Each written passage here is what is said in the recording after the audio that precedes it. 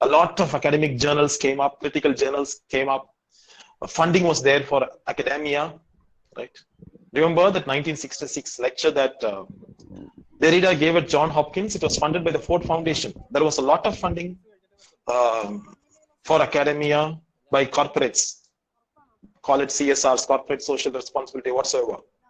And so, there was an efflorescence of academic enterprise. At the same time, there was a destabilization in the study of what is called these textual approaches.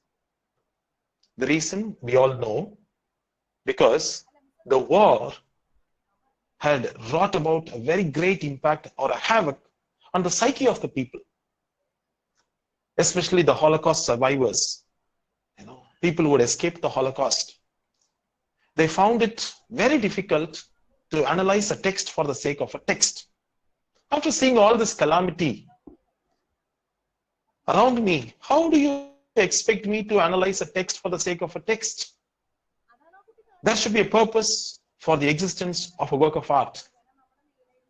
There is a reason for the existence of a work of art. Away with all these principles of formalism. So slowly after the war, there was a revival of another kind of literature. The first revival was the Romantic revival, right? An upsurgence of the Romantic spirit. Geoffrey Hartman, M.H. Abrams, right? I told you, he worked on, for his PhD dissertation, he worked on the Romantics, The Mirror and the Lamp. Geoffrey Hartman, Northrop Frye, he worked on William Blake. These were, the reasons for the resurgence of the Romantic spirit after the post-war scenario. There was also a revival of what is called myth criticism or archetypal criticism. So, this on one side, this was going on. At the same time, in the year 1966, Susan Sontag wrote a very shocking work. It's called Against Interpretation. It's a collection of essays, but the titular essay is like Imaginary Homelands. No, the titular essay is also Imaginary Homelands, like that. So the titular essay is, on Against Interpretation, where she says, don't interpret a work of art. Art exists for the sake of its existence. She was a shocker, actually, in an era when everyone was looking at art for social causes, right? As therapy. Viktor Frankl calls it something like logotherapy. As therapy.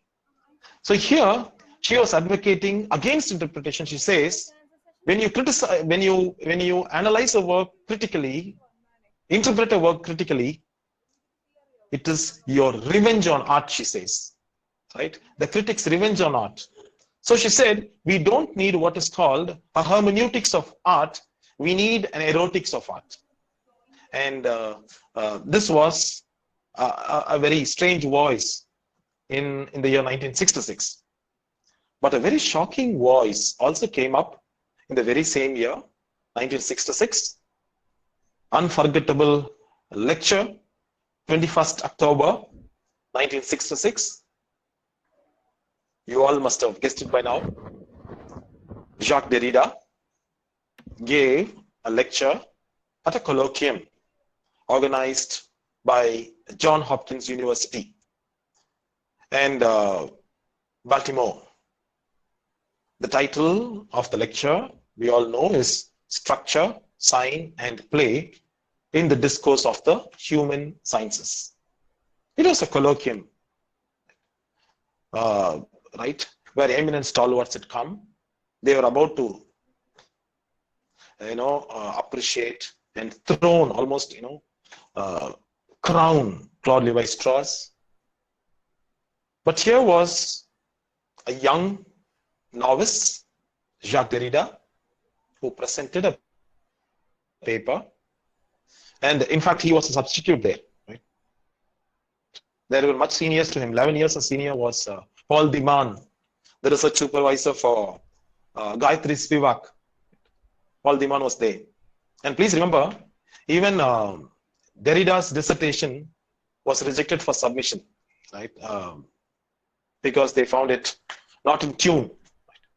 And finally, we all know how he collected whatever was left off, and he came up with this wonderful, book that is famous even today, right? Of grammatology. Right? So Derrida was a novice here in Baltimore, John Hopkins University. He gave a lecture, and in this lecture, on the title is, most of us would have known it.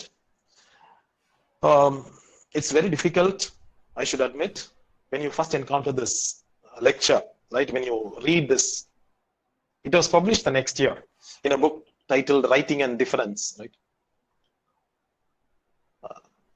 It took us almost 3 months in the secondary class to do or to study and analyze this text, right? It's an engaging text, but at the same time, right, it's very difficult to begin with. So in this particular text, he attacks structuralism using 3 great thinkers for his support. You know why? According to Derrida, the binary oppositions that give meaning to everything has a hierarchy. A hierarchy means, right, you judge the hierarchy. If it is, right, tall and short, they are binaries, but at the same time, there is a hierarchy also there. He says, if it is white and black, there is a hierarchy. If it is east and west, in post-colonial studies, we know that, right? The hierarchy, east-west hierarchy. There is a hierarchy. In boy and girl, there is a hierarchy, he says. So in a binary, what happens is, there is a hierarchy, and in this hierarchy, what happens is, there is something that is privileged over the other. I repeat, something, one in the hierarchy is privileged over the other. The second in the hierarchy becomes the other, othering. One gets a privileged status. For example, white and black. White gets a privileged status, for example. So black is relegated to the periphery or to the boundary. So white becomes the presence and black becomes the absence. Just for example, tall and short. Tall gets the preference, it comes to the center, and short comes to the periphery. There is a hierarchy. When there is a hierarchy, there is power. When there is a hierarchy, there is a center. When there is a center, there is power. At home, we know, right, who is the center. Right. Anything, go and ask, right, this person. Some families, the father is the center, some families, the mother is the center. So I leave it to you. I'm just saying, right? The center. Who is the center? But I'll give you a very simple example. Take any application form that you read through, college application form. Now, I'm not dabbling into politics here. Whose name comes first? Name of the father. Then comes the name of the father, name of the mother, right? So maybe there are exceptions somewhere. So the center. When there is a center, power gets towards the center. And they are the presence, so their voices can be heard better. The margins, their voices cannot be heard because they are at the periphery. So if it is a woman, they become the absence. Their voice cannot be heard because, right, they are powerless. They are not the center. So Derrida attacks the very concept of a center. He wants to destabilize the concept of a center. And where do you find a center? A structure. Any structure will have a center. Be it a government, be it an institution, be it a family, be it a school, they will have a center. When there is a center, he says, power obviously operates through the center. Whatever they say has to be accepted by the silenced. If the center, that is the power, says, a terminology, gives a terminology for a particular person, it stays. Because men were at the center in patriarchal societies of the past, they gave names for women and it stayed. They gave names for nature and it stayed. They gave names for animals and it stayed. Post-colonial studies also, please remember, it also criticizes this concept of binary in their own ways. Again, let me reiterate the fact that after 1966, criticism was almost devoured by what is called theory. Another word for theory would be political. So what theory does is not only examines the vices in society, but tries to address the lacuna, the void in society. Each theory has its own framework of reference for that. So now you find this problem of a center. And intellectuals found out that, when there were this crisis, who is the culprit? It is not some external force. It is language that is the culprit, they found out. That is why in France, they use the capital uppercase L for language, because they revere language, they respect language. Without language, there is no reality. It is not you speaking the language speaks you. This is what they say. Right? You don't speak a language, the language speaks you. You become a subject only because of language, not the other way around. When I say I am a subject, how do I say that? Using language. When I say you become a subject because we use language. When I use a sentence, even as I'm speaking to you right away, spontaneously, I'm using language, and language gives us a framework of reference, like Stanley Fish says, interpretive communities. So language defines reality, gives us a reality. It is not a mediator, it gives us a reality. Just one word or one phrase, I do. Please read David Crystal. He has given a wonderful encyclopedia on language. It's a wonderful book for reference. Just for the love of it, you should read. Don't read it for any other reason.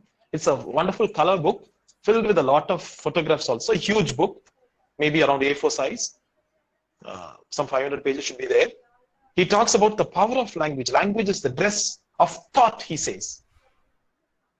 He talks about women's language, men's language. I'm not going to that, but I'm just saying.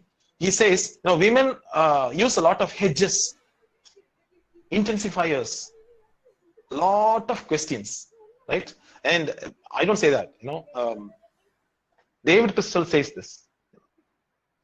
And they use a lot of hedges, in the sense, exclamation marks, emotional, when a child is given to a woman, the way she relates to the child through language is different, something like that. But you give it to a man, he'll just hold it, that's it. Right? So there is a difference in the language of men and women, says David Crystal. Language conditions reality. That is why Derrida says there is nothing outside of the text. And this is the exact time when Roland Barthes also says, from work to text, everything becomes textual. Theory, when you apply theory, it is no more a work, it becomes a text. Why? Roland Barthes says, from work to a text. A work is held by an author. It is authorial. A text is held in language. I repeat, a work belongs to an author. If you ask a person, Salman Rushdie has written this book, it belongs to him. Anita Nair has written this book, it belongs to her. Similarly, in a text, right, it is held in language. So a work becomes authorial